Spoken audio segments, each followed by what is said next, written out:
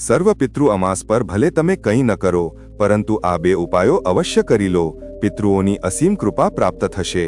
નમસ્કાર પ્રિય ભક્તો, રાધે રાધે. જય શ્રી કૃષ્ણ. જય પિતૃ મહારાજ. આપનું હાર્દિક સ્વાગત છે.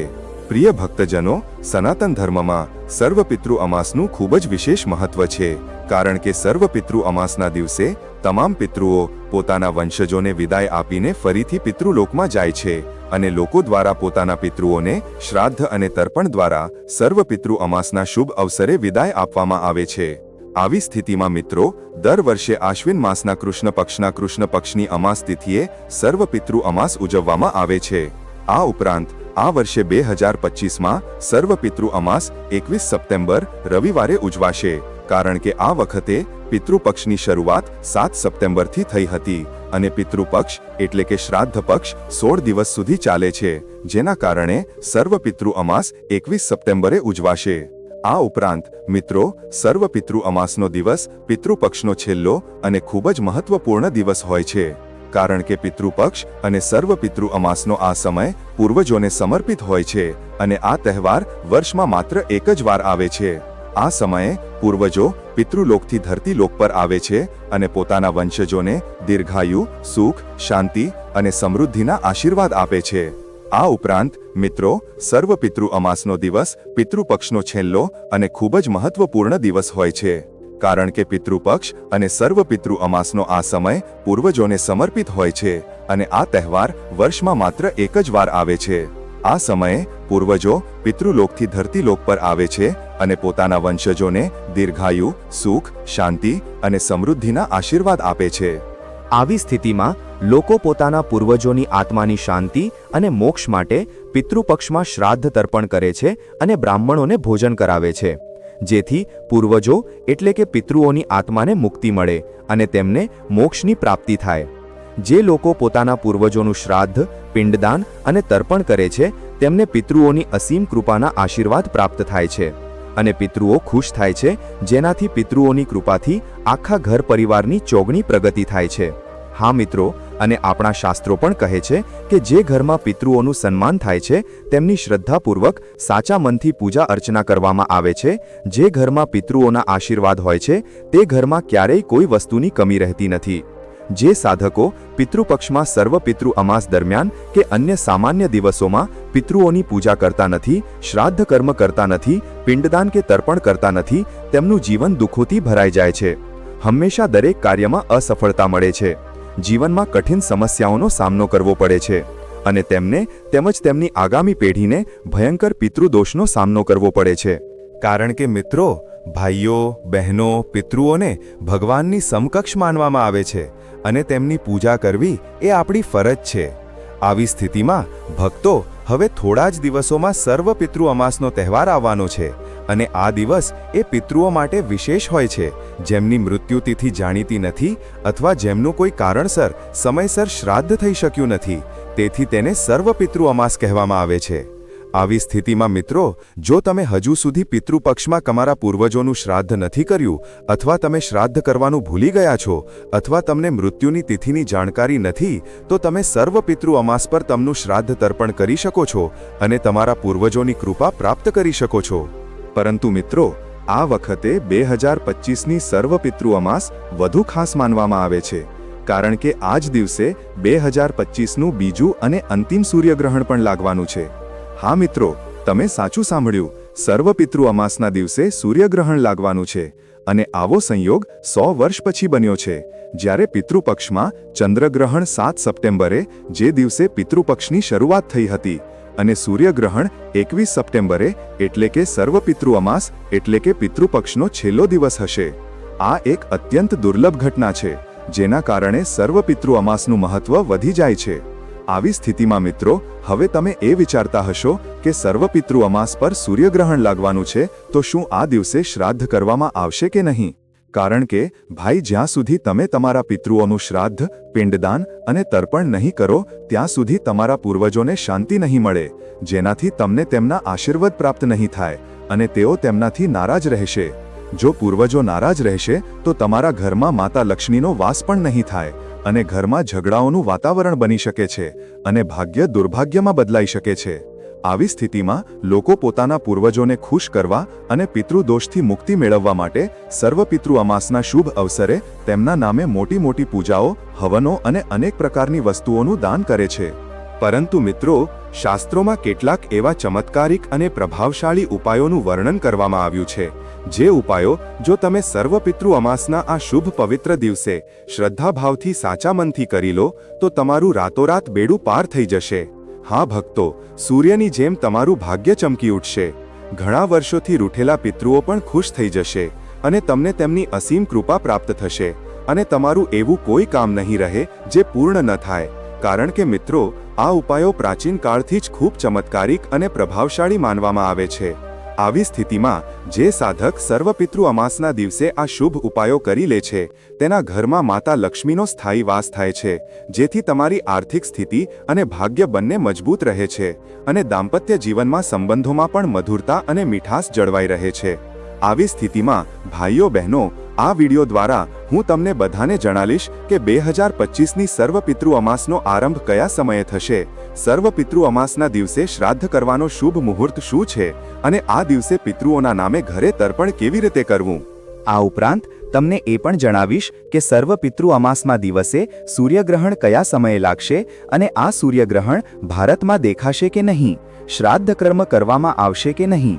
આ ઉપરાંત આપણે એ પણ જાણીશું કે સર્વપિતૃ અમાસ પર કયા ઉપાયો કરવાથી સૂતેલું ભાગ્ય ચમકી જાય છે અને પિતૃઓની આત્મા તૃપ્ત થાય છે.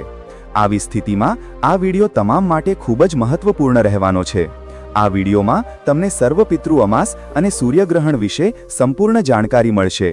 આ વિડિયો જોયા પછી તમારી બધી મૂંઝવણો દૂર થઈ જશે અને તમને ખબર પડી જશે કે આ દિવસે કયા ઉપાયો કરવા જોઈએ.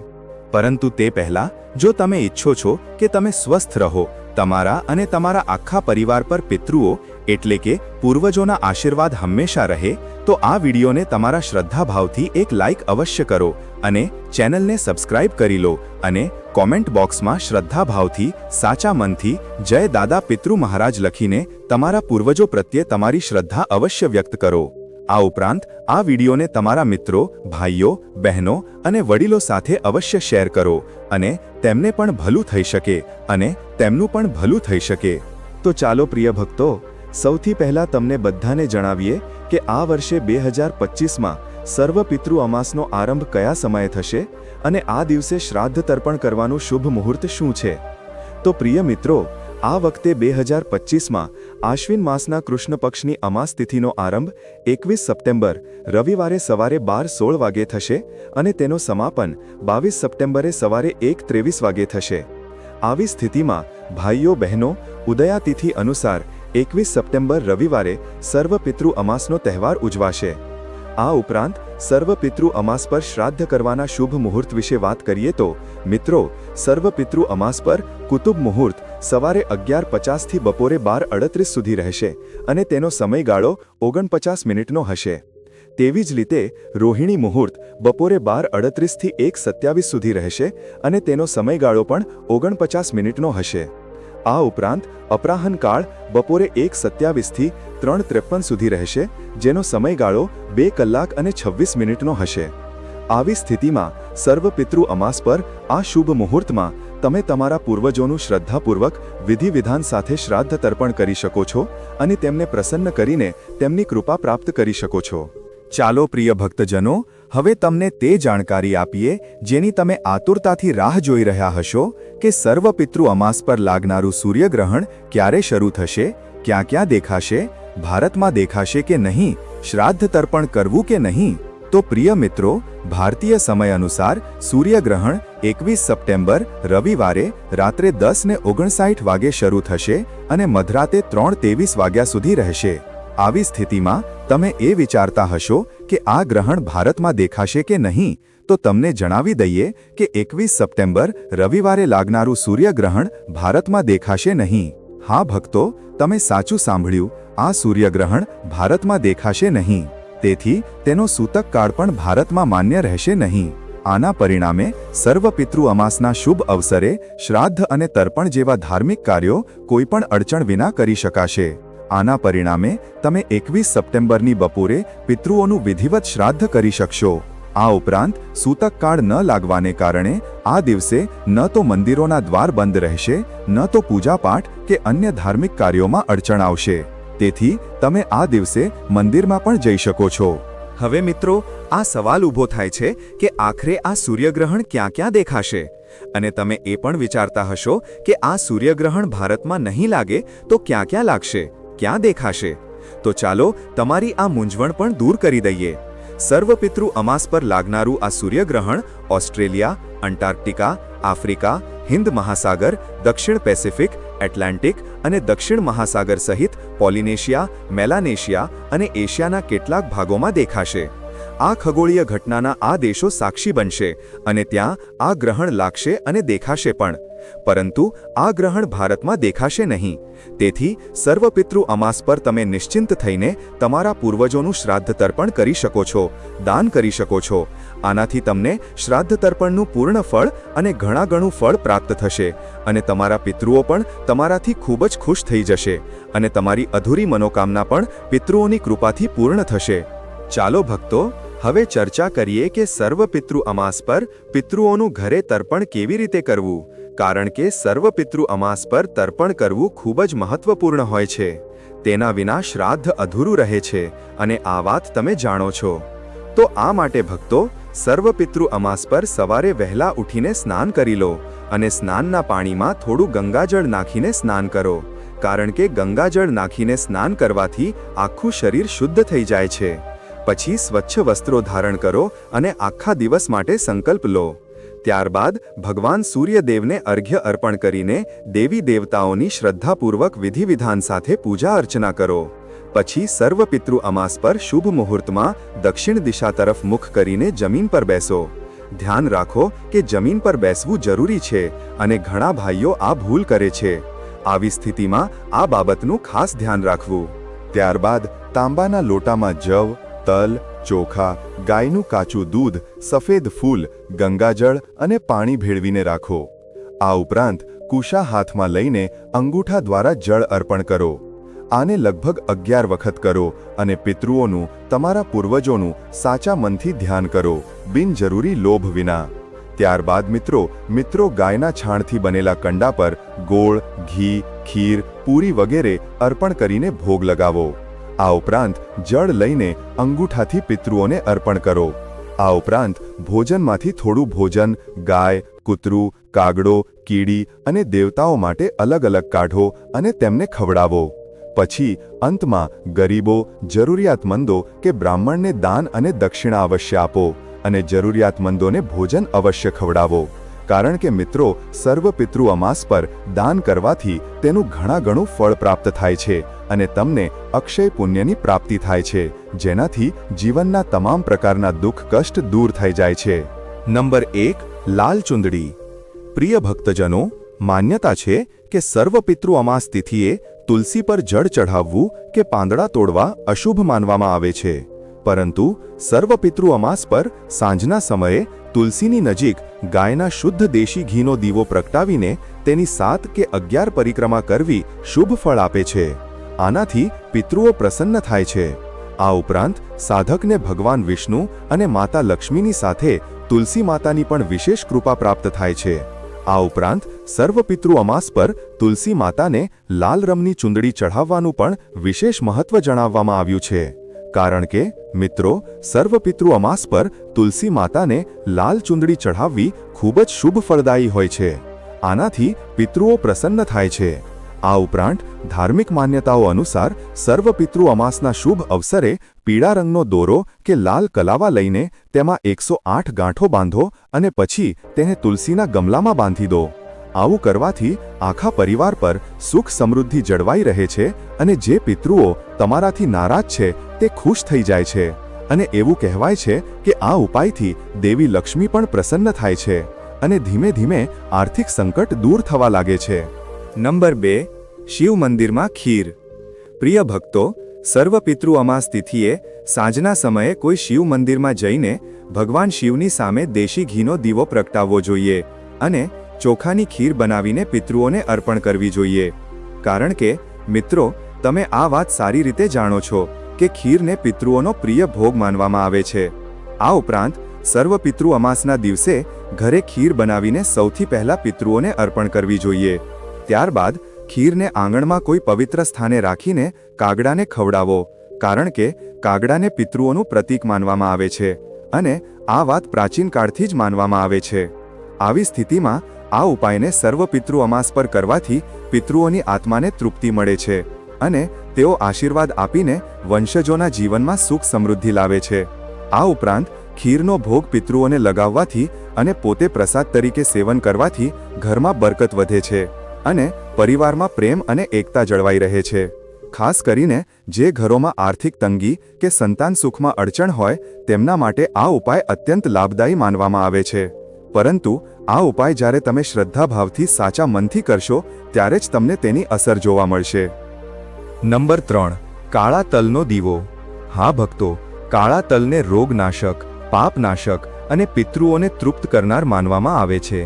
આવી સ્થિતિમાં સર્વ પિતૃ અમાસ પર ઘરની દક્ષિણ દિશામાં ઘી કે તેલનો દીવો પ્રગટાવો અને તેમાં થોડા કાળા તલ નાખી દો. આવું કરવાથી પિતૃઓ પ્રસન્ન થાય છે. આ ઉપરાંત જો શક્ય હોય તો કોઈ નદી કે તળાવમાં પિતૃઓના નામે ઘીનો દીવો પ્રગટાવીને દીપદાન કરો. આવું કરવાથી ઘણા વર્ષોથી રૂઠેલા પિતૃઓ પણ જલ્દી પ્રસન્ન થઈ જશે અને તમને તેમની અસીમ કૃપાના આશીર્વાદ આપશે, જેનાથી તમારું ભાગ્ય ચમકી જશે અને જીવન સુખમય બની જશે. નંબર 4. તલ અને ચણા.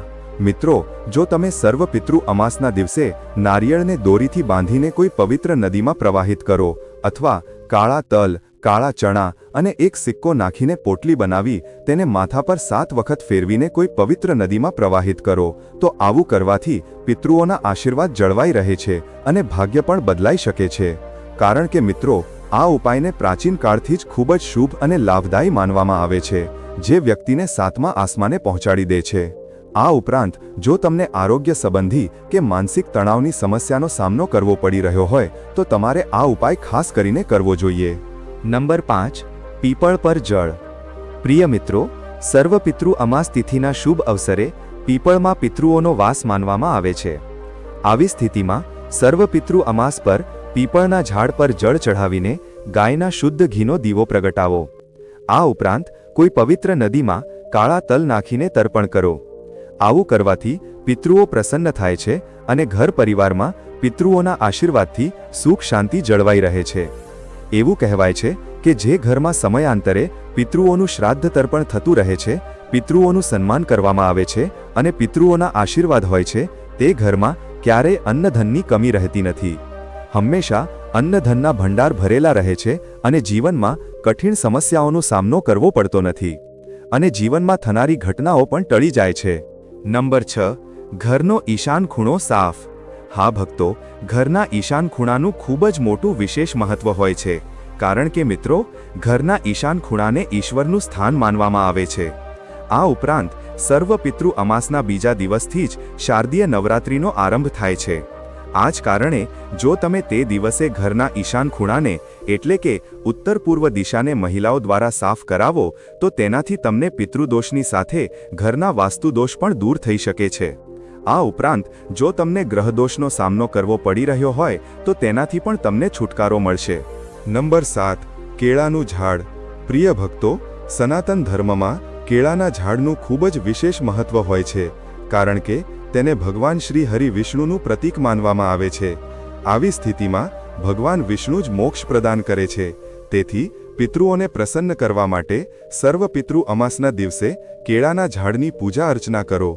આવું કરવું ખૂબ જ શુભ અને ફાયદાકારક માનવામાં આવે છે, કારણ કે આ પિતૃઓને પ્રસન્ન કરે છે અને ઘરમાં સકારાત્મકતા તેમજ સુખ સમૃદ્ધિ લાવે છે.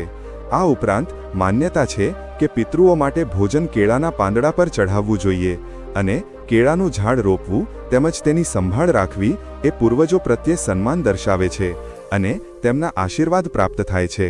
તેથી જો તમે શ્રદ્ધાપૂર્વક વિધિ વિધાન સાથે સર્વ પિતૃ અમાસ પર કેળાના ઝાડની પૂજા અર્ચના કરશો તો તમને પિતૃઓની સાથે ભગવાન શ્રી હરિ વિષ્ણુ અને માતા લક્ષ્મીની પણ કૃપા પ્રાપ્ત થશે, જેનાથી ઘરમાં માતા લક્ષ્મીનો વાસ થશે અને તમારું એવું કોઈ કામ નહીં રહે જે પૂર્ણ ન થાય. નંબર 8. એક કટોરામાં ચોખા. પ્રિય ભક્તો, સર્વ પિતૃ અમાસના દિવસે સવારે તમારા ઘરના પ્રવેશ દ્વાર પર એક કટોરામાં ચોખા ભરો અને તેમાં થોડું કપૂર રાખો. ત્યારબાદ મિત્રો સાંજે સૂર્યાસ્ત પછી કપૂરને સળગાવી દો.